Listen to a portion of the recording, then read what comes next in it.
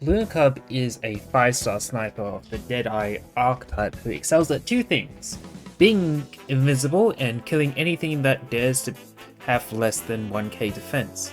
To most people, she's considered a pretty bad unit, and I like to think differently. I believe all units in this game have their use, even the bad ones. Just like how Tsukinogi exists the buff dodge knights, Crown Slayer is an enabler for that new Vampire Reaper, and Skadi being the reason why Abyssal Hunter fans will continue to keep coping.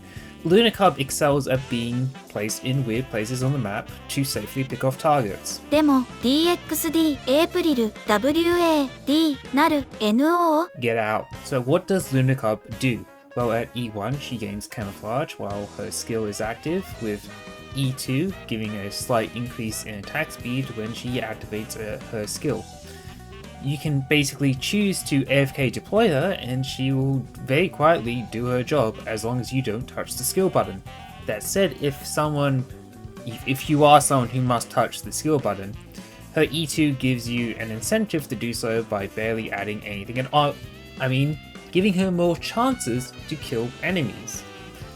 As for her skills, her S1 is a very nice generic attack boost, with it being a nice chunky 60% at skill level 7, going up to 100% if you choose to M3 it, effectively doubling her damage output. Combine this with her Deadeye module, Module Y, which gives her an extra SP per an attack if she doesn't straight up kill them. She takes M3's downtime of 20 seconds to a whopping, my brain isn't working, let's just say 13 seconds, that feels about right. Of course, this comes with the downside of Lunacub losing camouflage, meaning she will need to be paired with a healer to keep her alive, and also defeats the purpose of her niche, but it's worth it if you need a Deadeye that can maybe also boss kill. しかし、ファートゥースは彼女のスキルのどれかを使えばもっと上手にそれを行うことができます。Didn't I tell you to leave? Okay, let's say you wanted to use Lunacub in her niche, but you still want to also touch the skill button. Well, S2 is your man, as it gives Lunacub an obscene attack speed boost while letting her have her camouflage, although she needs to keep killing units in this state to keep refreshing her camouflage.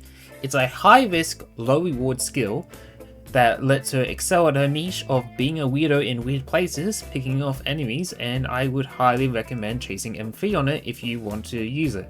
At skill level 7, she only gets to be camouflaged for 5 seconds, with a kill granting her an extra 7 seconds, with only a mere 110 attack speed.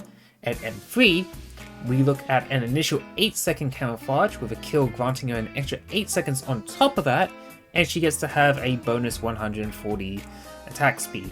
This basically just means she has a bigger window of opportunity to kill a target and keep refreshing, while also just peppering enemies with arrows. Well, if you pair this with her max level module, where she's getting a reduction of 25% to her attack intervals, and she basically gets to have one whole extra attack during her entire duration of S2, which is a lot. Trust me, it's worth getting the full module, as well if you want to be using Lunacub, especially with S2. しかし、なぜ単にエイプリルを使用しないのでしょうか？ Because she's not as good at boss killing like Lunacub. このグラフは同意しないだろう。Yeah, but Lunacub has the weird places niche. エイプリルはスキル2でそれを実行でき、迅速に導入できます。Yeah, but she doesn't have Deadeye range. ファイアウォッチスキル1。What about S1 though? ファートゥース。What if they don't have Far2? ソロブレードを使用してください。Then what if they need to hit air though? 4月スキル1。知ったらどんな気分ですか？その後、ルナ株にリソースを無駄にしました。Anyway, thanks for tuning in. Come back next year where I tell you Kestrel has her uses as a punching bag. Bye.